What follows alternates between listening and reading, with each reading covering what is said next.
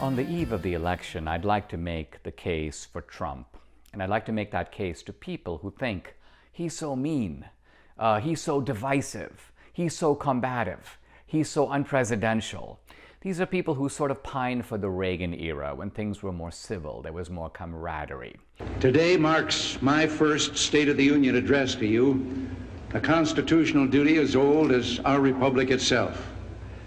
President Washington began this tradition in 1790 after reminding the nation that the destiny of self-government and the preservation of the sacred fire of liberty is finally staked on the experiment entrusted to the hands of the American people. For our friends in the press who place a high premium on accuracy, let me say, I did not actually hear George Washington say that.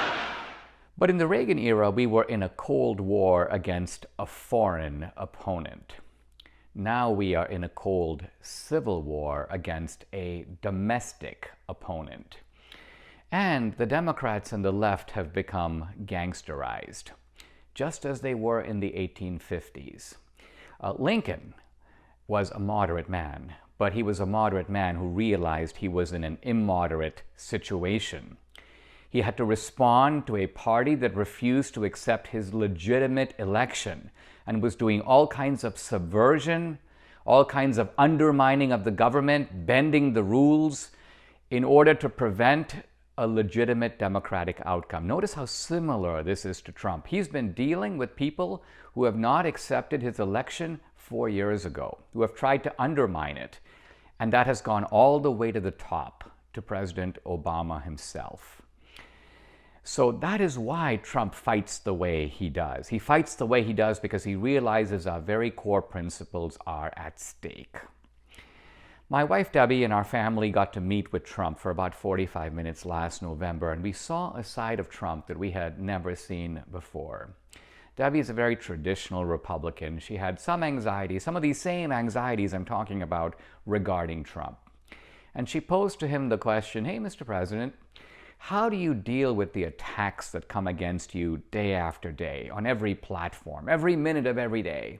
And really, both Debbie and I expected Trump to go, ha ha ha, I don't really care. These people are ridiculous, they're lunatics, and so on. But no, it's sort of, he took a pause and he goes, well, guys, you know, at the end of the day, it does get to me because I'm trying to do my best for the country. I'm knocking myself out.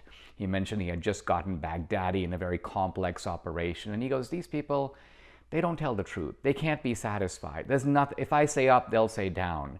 And I could see there was a little part of Trump that was disappointed that his fellow Americans treated him that way. And we saw in Trump, Debbie too, a vulnerability that we hadn't seen before. The thing about Trump is he's actually a very nice man, but he's a nice man and a big-hearted man and a patriotic guy who wants to do the best for his country. Ultimately, a vote for Trump is a vote for patriotism. It's a vote for capitalism and the free market. It's a vote for the American way. He deserves our vote. He's earned it. Let's give it to him.